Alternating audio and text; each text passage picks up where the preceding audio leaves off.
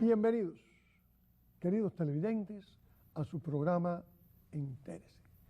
En Entérese hoy vamos a tratar un tema de suma actualidad.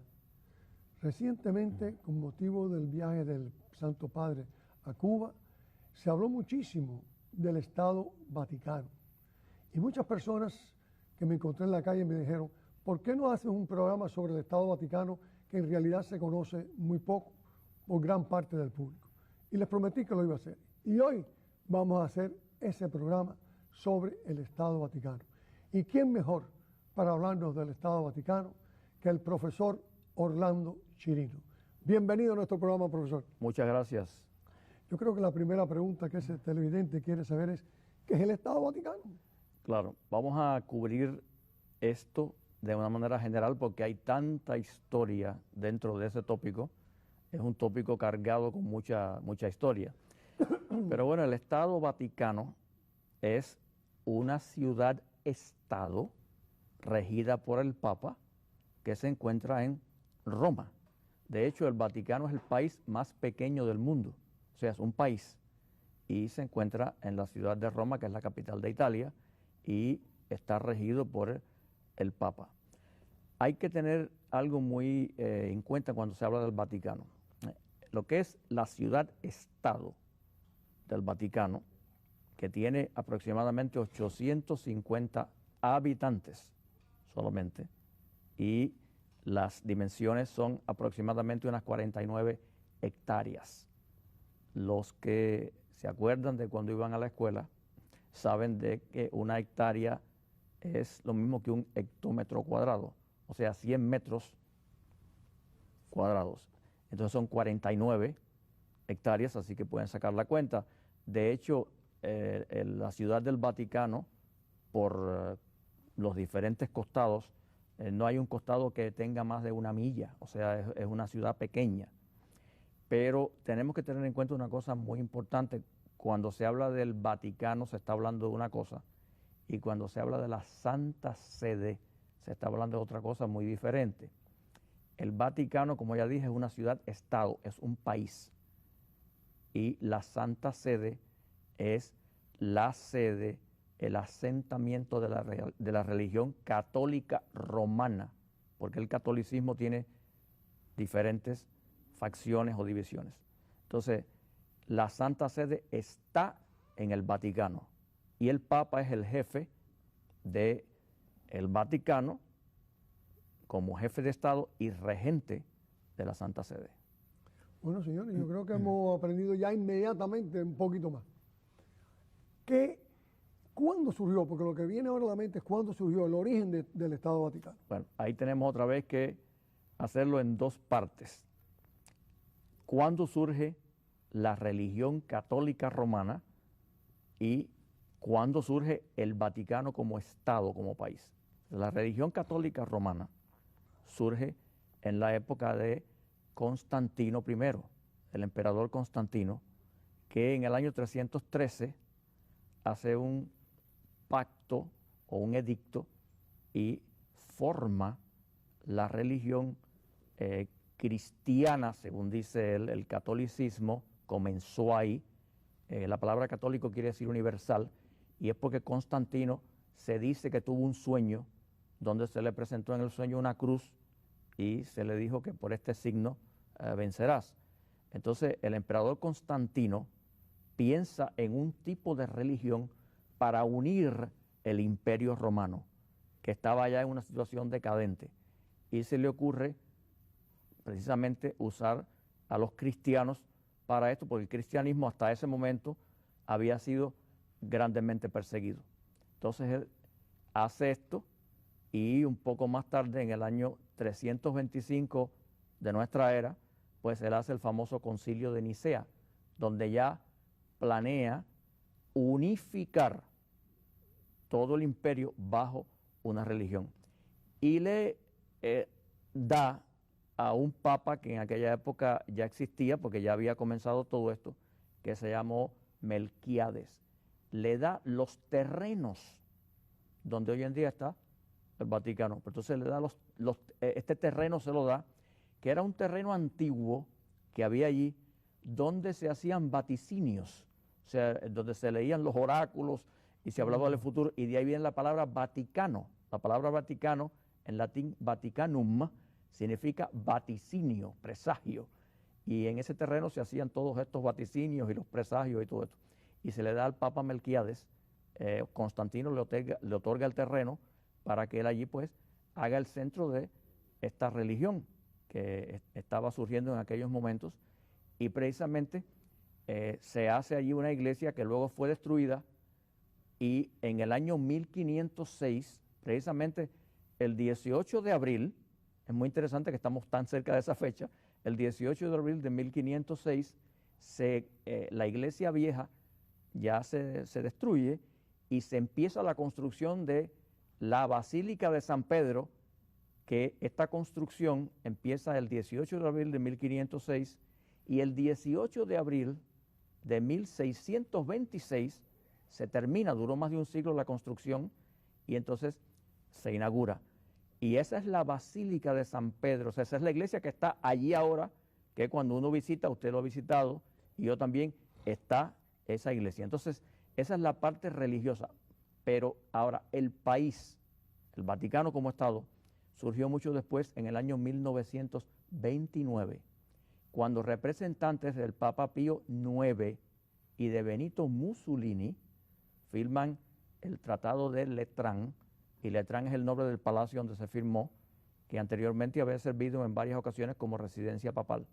Entonces, el gobierno del momento, aquel en Italia, 1929, representantes de Benito Mussolini y representantes del Papa Pío IX firman este tratado, en el cual surge el Vaticano como Estado, ya no solo como entidad religiosa, sino como Estado, cuando se separa de Italia, o sea, y de Roma. Ya no era más una dependencia de Roma, ni una dependencia de Italia, sino se convierte en un Estado independiente. Y bueno, pues este Estado independiente funciona de esa manera, es un país. Usted maravillosamente ha dado todo este detalle histórico, pero al principio dijo algo que estoy seguro que muchos de esos televidentes se preguntaron.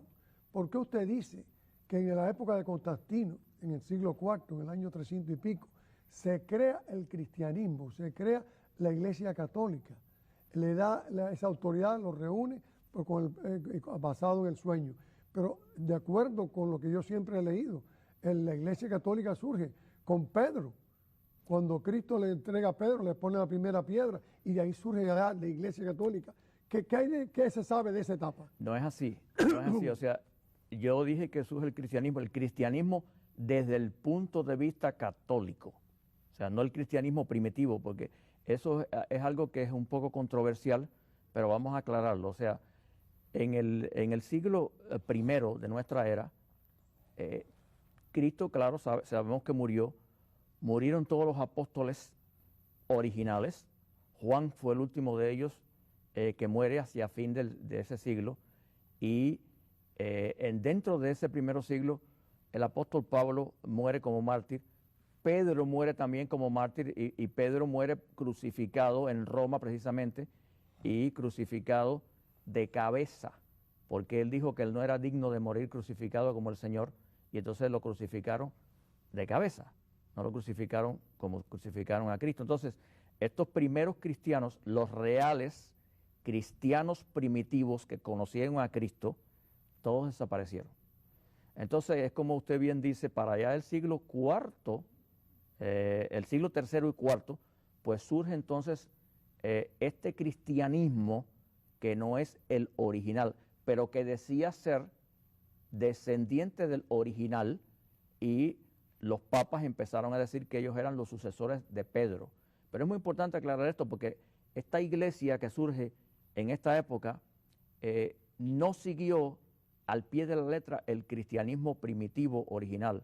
Recuerden que esto fue una creación en parte de Constantino, que lo hizo políticamente para unir el imperio que estaba despedazándose. Entonces, este imperio era un imperio enorme, tenía una extensión enorme de tierra en el norte de África, en gran parte de Europa, todo eso.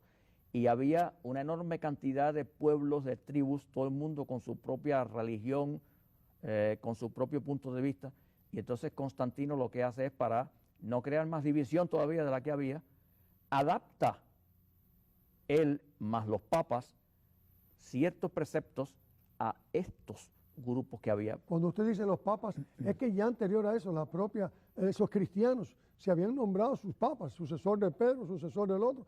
Si usted lee la historia, hay una serie de papas antes del año 300. Claro, eso, ellos decían que Pero que no estaban organizados, no estaban oficializados por nadie.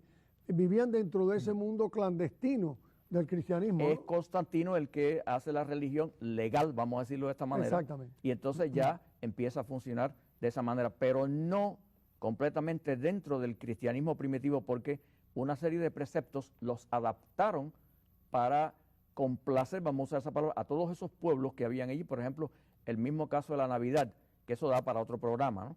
Pero la Navidad se pone en una fecha específica para neutralizar las fiestas saturnales, que eran fiestas romanas, paganas. Y así pasó con muchas cosas. Bueno, pues ahora vamos. ¿Quiénes integran este Estado Vaticano? Bueno, el Estado Vaticano tiene 2.000 empleados. Vamos a empezar por la empleomanía del Estado. Hay 2.000 empleados en el Estado. Viven 800 personas y hay 2.000 empleados. Hay aproximadamente 832 personas, había hace un año más o menos, y más o menos nunca pasa de entre 830 y 850 personas que viven allí adentro. Ese es el Papa, sus ministros, una serie de sacerdotes, gente que trabaja también allí, alguna gente del mantenimiento, viven allí en el lugar, junto con la gendarmería, que es la policía del Vaticano, y la Guardia Suiza, que son 150 miembros que son de la Guardia Personal del Papa. ¿Y por qué la Guardia Suiza? Bueno, porque es una cuestión de tradición, porque los papas anteriores, mucho tiempo antes, habían contratado mercenarios suizos para su protección. Y por tradición se siguió ahora. Entonces, el Papa tiene 150 guardias, la famosa Guardia Suiza, que son jóvenes entre 18 y 30 años, que deben tener por lo menos 1,75, 1,75 centímetros de estatura, y deben tener experiencia militar. Tienen que haber pasado por el ejército suizo y ser católicos. Entonces, estos viven allí también. Y otra gente más, gente de las oficinas, etcétera, etcétera. Pero la empleomanía del Vaticano es 2.000. En total hay 2.000 empleados. Muchos de estos pues no viven allí porque ya dijimos que no pasa de 850 los que viven.